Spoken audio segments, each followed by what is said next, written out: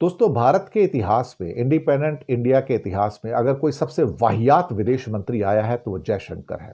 जी हाँ, वाहियात, बल्कि साथ में कहूंगा घटिया विदेश मंत्री है, जिसे विदेश मंत्रालय की समझ नहीं है, जो बदतमीज भी है, बेहुदा भी है और इस किस्म के बयानात देता है जो लोगों को दुखी करते हैं, हर्ट करते हैं। यूरोप के बारे में, अमेरिका के बारे में, कनाडा के बारे में, लेकिन चीन के बारे में बोलने में इनकी नानी मरती है। रूस के बारे में बोलने में इनकी नानी मरती है। ये दरअसल पूरी सरकार की नानी मरती है रूस और चीन के बारे में बोलने में। चीन के बारे में तो क्या, विदेश मंत्री जयशंकर तो छोड़ो, राजनाथ हो, अमित शाह हो या फिर मोदी हो, ये सबकी नानी मरती, कोई कुछ नहीं बोलता है। मैं तो सीधे खरे शब्दों में बात कर रहा हूं आपसे। अब एक भाषण दे रहे हैं साहब जयशंकर कल परसों, और कहते हैं कि हमारे लोगों को, हमारे टैलेंट को ना लेकर या दुनिया से बड़े टैलेंट को ना लेकर अमेरिका और यूरोप अपने लिए बड़ी दीवार खड़ी कर रहे हैं, हमारे लिए एक बड़ी दीवार खड़ी कर रहे हैं, और यूरोप और अमेरिका सबसे बड़े लूजर होंगे अगर वो भारत के टैलेंट को फ्लो करने से, उनके प्रवाह करने से रोकते हैं। फिर कहते हैं अगर आपको एडवांस मैन्युफैक्चरिंग के दौर में जाना है तो आपको ज़्यादा टैलेंट चाहिए होगा, और टैलेंट सिर्फ हम ही आपको दे सकते हैं। हमारा टैलेंट देख के आप रोक कर आप अपने लिए दीवारें खड़ी कर रहे हो, आप अपना नुकसान कर रहे हो, and you will be the net loser. ये धमकी है साहब, ये एडवाइस नहीं है, ये धमकी है। मोबिलिटी के ऊपर एक इंटरेक्टिव सेशन में उनकी टिप्पणी आती है कि अमेरिका ने कैसे H1B वीजा को लेके भारी भरकम फीस लगाई, भारत के खिलाफ इमिग्रेशन के नियमों को कड़ा किया, भारत की पूरी दुनिया के खिलाफ कड़ा किया, और उसके बाद विदेशी प्रोफेशनल्स का अमेरिका में पहुंचना कम हुआ। दरअसल यहां पर दो इशू हैं, मैं दोनों इशू पर आना चाहूंगा। पहला इशू यह था कि अमेरिका और यूरोप या ऑस्ट्रेलिया, न्यूजीलैंड, उनके दरवाजे खुले हैं, सिंगापुर के दरवाजे खुले हैं, दुबई के दरवाजे खुले हैं कि आइए नौकरी कीजिए वहां पर आकर, और वहां पर अलग अलग जो किस्म के टैलेंट्स हैं, मैन्युफैक्चरिंग में हो, मेडिसिन में हो, इंजीनियरिंग के अंदर हो, साइंस के अंदर हो, सबके अंदर वो वेलकम करते हैं और वो बताते हैं कि आप आके यहाँ पर हमारे यहाँ काम कीजिए। और एडवांस मैन्युफैक्चरिंग और टेक्नोलॉजी के तो यूरोप और अमेरिका किंग हैं। एग्जाम्पल के तौर पर अगर आप सेमीकंडक्टर का प्लांट लगाना चाहते हैं तो सेमीकंडक्टर प्लांट लगाने के लिए आपको मशीनरी चाहिए। वो मशीनरी बनाने वाला दुनिया का अकेला मुल्क नेदरलैंड है, और कंपनी का नाम ASML है, जो पूरी दुनिया को सप्लाई करता है। अब ASML जो है जिस किस्म के फैब्रिकेशन बनाता है, हालांकि एक दो और भी लोग हैं जो बनाते हैं, इसमें कोरिया के भी हैं, ऐसी बात नहीं है, लेकिन सबसे बड़ी जो कंपनी, सबसे ज़्यादा बड़ा सप्लायर है वो ASML नेदरलैंड है। क्या भारत वो बना पाता है क्या? नहीं ना। क्या भारत के पास फैब्रिकेशन की मशीनें हैं क्या? नहीं। दरअसल हमारे पास वो टैलेंट नहीं है जो एडवांस मैन्युफैक्चरिंग या एडवांस क्रिटिकल टेक्नोलॉजी की मशीनरीज को पैदा कर सके। हम लोग तो क्या एक मीडियम लेवल के, लो लेवल की मशीनरी बनाते हैं, कृषि की मशीनरी या छोटी मोटी और इंजीनियरिंग की मशीनरी बनाते हैं और वो बेच देते हैं बाहर जाके। हम वो एक किस्म से क्या कहते हैं ना कि लो लेवल की मशीनरीज होती हैं, घटिया लेवल की। हम कोई एडवांस लेवल की मशीनरी थोड़ी बनाते हैं।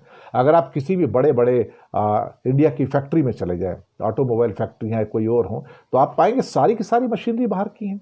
आप सपोज करो कि मोबाइल का असेंबलिंग प्लांट्स हैं चेन्नई बेंगलोर बेल्ट में, फॉक्सकॉन के, सारी मशीनरी बाहर की। हमारी तो है नहीं, सब चाइनीज मशीनें हैं वहाँ पर, तो ले दे के हमारी तो एक भी नहीं है वहाँ पर। और इंडिया की जितनी भी बड़ी बड़ी और फैक्ट्रियाँ हैं वहाँ पर जो भी मशीनरीज हैं वो सारी बाहर से आती हैं। हमारे यहाँ से तो कुछ, हमारे पास तो कुछ है ही नहीं। अब ये कहते हैं कि वो हमारे टैलेंट के प्रवाह के अंदर बहुत ज़्यादा रुकावटें खड़ी करते, उन्हें नुकसान होगा, और अगर आप एडवांस मैन्युफैक्चरिंग करना चाहते हैं तो आपको टैलेंट की जरूरत होगी, वो सिर्फ भारत और कुछ और देश आपको दे सकते हैं। लेकिन यहां पर जो ये एक पहलू है कि उन्होंने अपने दरवाजे थोड़े थोड़े बंद करने शुरू किए ताकि उनके अपने लोगों को नौकरी मिल सके। वो सही बात है, उनको नौकरी मिलनी भी चाहिए, उनका हक है। अमेरिका हो या कनाडा हो, ऑस्ट्रेलिया हो या यूरोप हो, उनकी पहली जिम्मेदारी अपने लोगों को नौकरी देना है, आपको नौकरी देना नहीं है। लेकिन हम चाहते हैं कि वो भारतीयों के लिए दरवाजे खुले रखें, हमारे लिए दीवारें खड़ी ना करें। लेकिन जयशंकर से अब मैं दूसरे भाग पे आता हूं। भारत कितने लोगों को वर्क वीजा देता है? भारत कितने लोगों को वर्क वीजा देता है? भारत देता ही नहीं वर्क वीजा, मैं आपको बताऊं, जब तक बहुत मजबूरी ना हो जाए। जैसे कि फॉक्सकॉन की फैक्ट्री के अंदर आपके 600 चाइनीज मजदूर जो इंजीनियर थे वापस चले गए, वापस नहीं आए। उसके बाद उनका नुकसान हुआ। वहां पर इंडिया में वो इंजीनियर्स नहीं है, हमारे पास वो हाई लेवल का हाईटेक जो एक मैन पावर है, स्किल्ड, वो है ही नहीं हमारे पास। साथ में आज एक पर्टिकुलर एक आर्टिकल था, उसमें मैंने पढ़ा कि इंडिया के अंदर कोई एक कंपनी है जो बैटरी टेक्नोलॉजी का एक प्लांट लगाना चाहती है, बैटरियों की प्लांट। उसकी टेक्नोलॉजी हमारे पास है नहीं, वो चाइना के पास है। दुनिया का किंग जो है वो चाइना है। तो चाइना के कुछ एक्सपर्ट्स यहाँ पर, बैटरी एक्सपर्ट्स आके काम कर रहे थे। उनका 6 महीने का वीज़ा खत्म हो गया, बेचारे वापस चले गए। अब वो यहाँ पर वापस नहीं आ पा रहे, इनका फैक्ट्री का काम रुका पड़ा है साहब। इंडिया वर्क वीज़ा देता नहीं है। अब हिंदुस्तान के जो स्टूडेंट्स बाहर जाते हैं, पढ़ते हैं ऑस्ट्रेलिया में, जर्मनी में, न्यूजीलैंड में, अमेरिका में, कनाडा में या किसी और कंट्री में, उनको वहाँ 2 से लेकर 4 साल तक का वर्क वीज़ा मिलता है। बाद में उनको पीयरशिप भी मिल जाती है, ग्रीन कार्ड ही मिल जाते हैं।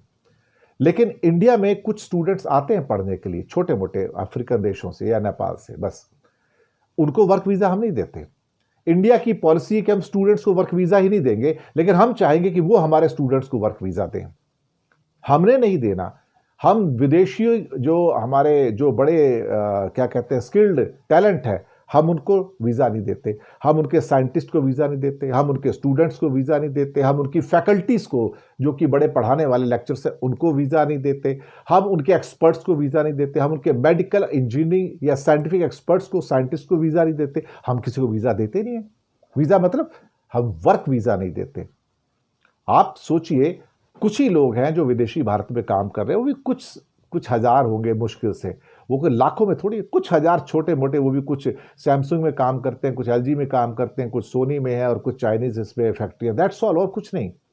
कभी कभार मुझे भी, जहां मैं रहता हूं आसपास, मुझे कुछ कोरियन या चाइनीज नजर आ जाते हैं, लेकिन वो इक्के दुक्के हैं, वो इक्के दुक्के हैं, वो कॉमन नहीं है। अगर आप सपोज करो कि ऑस्ट्रेलिया जाए या कनाडा जाए या अमेरिका जाए, आपको सड़क पर घूमते हुए आम भारतीय मिल जाएंगे, वो सारे वहाँ पर काम करते हैं, प्रोफेशनल्स हैं। 50 लाख भारतीय अमेरिका में काम करते हैं, 50 लाख भारतीय, वहाँ इंडिया की आबादी है। लेकिन क्या हम 1 लाख अमेरिकन को भी यहाँ नौकरी देने को तैयार हैं? क्या हम 1 लाख कैनेडियन को नौकरी देने को तैयार हैं, वर्क वीज़ा देने को तैयार हैं?